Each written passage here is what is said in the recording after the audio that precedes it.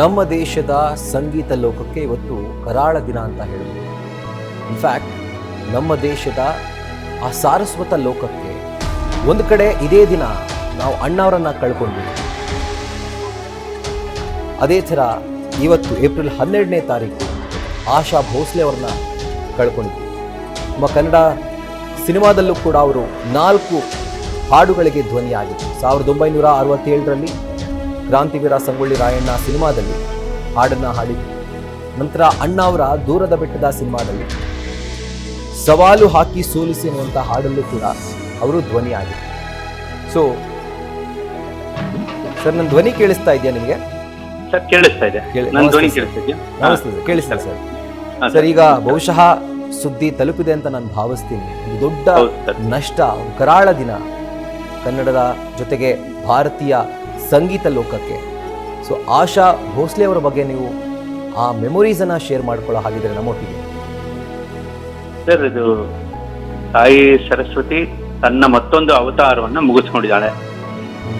ಆಮೇಲೆ ನಾವೆಲ್ಲ ತುಂಬಾ ಚಿಕ್ಕವರು, ಅವ್ರ ಬಗ್ಗೆ ಮಾತಾಡುವಷ್ಟು ನಾವುಗಳು ಏನೂ ಅಲ್ಲ. ಆದ್ರೆ ಅವ್ರ ಹಾಡುಗಳನ್ನ ಕೇಳ್ತಾ ಕೇಳ್ತಾ ಕೇಳ್ತಾ ಕೇಳ್ತಾ ನಾವೆಲ್ಲ ಅಂಬೆಗಾಲ ಇಟ್ಕೊಂಡು ಹೆಜ್ಜೆ ಇಟ್ಕೊಂಡು ಬಂದಿದ್ದು. ಎಲ್ಲರೂ ಕಂಠದಿಂದ ಹಾಡಿದ್ರೆ ಇವರು ಹೃದಯದಿಂದನೇ ಹಾಡೋರು, ಮನಸ್ಸಿಂದ ಹಾಡೋರು. ಅವ್ರ ಹಾಡಲ್ಲಿ ವ್ಯಕ್ತಿತ್ವ ಕಾಣಿಸುತ್ತೆ. ಅವ್ರು ಯಾವುದೇ ಸಿಚುಯೇಷನ್ ಹಾಡಿದ್ರು ಕೂಡ ಅದರಲ್ಲಿ ಒಂದು ಗುಣ ಕಾಣಿಸೋದು, ಒಳ್ಳೆತನ ಕಾಣಿಸೋದು. ಆ ತರ ಒಂದು ಧ್ವನಿ, ಅದು ವಿಶೇಷವಾದ ಧ್ವನಿ. ವರ್ಷಟೈಲ್ ಗಾಯಕರು ಮತ್ತೆ ಹೃದಯವಂತಿಕೆ ಇರೋರು, ತಮ್ಮ ಬೆಳವಣಿಗೆ ಜೊತೆ ಮತ್ತೊಬ್ಬರನ್ನು ಬೆಳೆಸ್ಕೊಂಡೇ ಬಂದಂತವ್ರು. ತಾವು ಅಷ್ಟೇ ಬೆಳೆದು ಬಂದಾಗ ಒಬ್ಬ ಮನುಷ್ಯ 100 ವರ್ಷ ಇರ್ಬೋದು. ಆ ಹೆಸರು ತಮ್ಮ ಜೊತೆ ಮತ್ತೊಬ್ಬರನ್ನು ಬೆಳೆಸ್ಕೊಂಡ್ ಬಂದ್ರೆ 1000 ವರ್ಷ ಇರ್ತಾರೆ. ಆ ತರ ಒಂದು ಪ್ರವರ್ತಕಿ ಹೇಳ್ಬೋದು. ಈಗ ಅರ್ಜುನ್ ಜನ್ಯ ಅವರು ಕೂಡ ಮಾತಾಡ್ತಿದ್ರು ಸರ್, ಆಗ ಹೇಳ್ತಾ ಇದ್ರು ಇಂಥ ವಾಯ್ಸ್ ಅನ್ನ ರೆಪ್ಲಿಕೇಟ್ ಮಾಡುವಂತ ಮತ್ತೊಂದು ವಾಯ್ಸ್ ನಮ್ಮ ದೇಶದಲ್ಲಿ ಹುಟ್ಟೇ ಇಲ್ಲ ಅಂತ. ಹೌದು, ಹೋಲಿಕೆ ಇಲ್ಲದ ಗಾಯಕಿ ಅದು ನಿಜ. ಅದು ಹೇಗೆ ಯಾವ ವಿಷಯದಲ್ಲಿ ಹೋಲ್ಸಕ್ ಆಗೋದೇ ಇಲ್ಲ. ಆಮೇಲೆ ತನ್ಮಯತೆ, ಅವ್ರು ಯಾವುದೇ ಅರ್ಥವಾಗದ ಭಾಷೆಯಲ್ಲಿ ಹಾಡಿದ್ರು ಕೂಡ ನಮ್ಗೇನೋ ಒಂದು ಅರ್ಥ ಆಗತ್ತೆ ಅಂತಂದ್ರೆ ಆ ಧ್ವನಿಯಲ್ಲಿ ಇರತಕ್ಕಂತ ಮಾರ್ಧವತೆ ಕಾರಣ, ಧ್ವನಿಯಲ್ಲಿ ಇರತಕ್ಕಂತ ಇನ್ಸೈಟ್ ಕಾರಣ ಆಗುತ್ತೆ. ಅದು ಆತರ ಒಳ ಮನಸ್ಸಿನಿಂದ ಅವ್ರು ಹಾಡ್ತಾ ಇದ್ರಿಂದ ಭಾವನೆಗಳ ಅರ್ಥ ಆಗ್ಬಿಡೋದು. ಹಾಗಾಗಿ ಅವರು ಹಿಂದಿ ಗಾಯಕಿ, ಮರಾಠಿ ಗಾಯಕಿ, ಮತ್ತೊಂದು ಭಾಷೆ ಗಾಯಕಿ, ಈಗೆಲ್ಲ ಅನ್ಸೋದೆಲ್ಲ ನಮ್ಮ ಗಾಯಕಿ ಅವರು, ನಮ್ಮವರು, ನಮ್ಮ ನೆಲದ ಗಾಯಕಿ, ನಮ್ಮ ಹೃದಯದ ಗಾಯಕಿ ಅಂತ ಅನ್ಸುತ್ತೆ. ಹಾಗೆ ಮತ್ತೆ ಅವರು ಭೌತಿಕವಾಗಿಲ್ಲ ಅನ್ನೋದು ಒಂದು ಬಹಳ ಜೀರ್ಣವಾದ ವಿಷಯ. ಅದು ಅದನ್ನ ಒಪ್ಪಕ್ಕೂ ಆಗಲ್ಲ, ನಂಬಕ್ಕೂ ಆಗಲ್ಲ. ಸತ್ಯ ಅಂತ ಎಷ್ಟತಿ ಹೇಳಿದ್ರು ಕೂಡ ಸತ್ಯ ಅಲ್ಲ ಅಂತಾನೆ ಅನ್ಸುತ್ತೆ. ಆದ್ರೆ ಅವ್ರು ಒಂದೊಂದು ಹಾಡು ಕೇಳುವಾಗ ಅವ್ರು ನಮ್ಮ ಜೊತೆ ಇರೋದಂತ ಸತ್ಯ. ಕರೆಕ್ಟ್. ನಮ್ಮ ಜೊತೆನೆ ಅಲ್ಲೇ ಇದ್ದಾರೆ. ಅವರ ಗಜಲ್ಗಳು ಒಂದೊಂದಲ್ಲ, ಅವರ ಸಿನಿಮಾ ಹಾಡುಗಳಿಗಿಂತ 100 ಪಟ್ಟು ನಾನು ಅವ್ರ ಗಜಲ್ ಕೇಳಿದ್ದೀನಿ. ಅವರ ಸಿನಿಮಾ ಹಾಡುಗಳು ಕೇಳಿದ್ದೀನಿ ಅದಕ್ಕಿಂತ ಜಾಸ್ತಿ. ಅಂದ್ರೆ ಫೀಲ್ ಇದೆಯಲ್ಲ, ಅದು ಎಲ್ಲೂ ಸಿಗದೇ ಇರೋದು. ದೈವಿಕವಾದ ಧ್ವನಿ, ಮೇರು ಗಾಯಕಿ.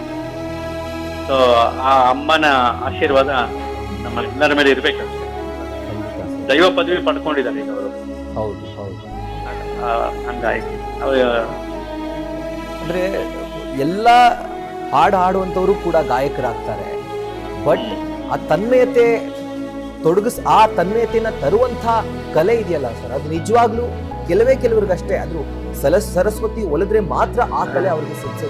ಹೌದು.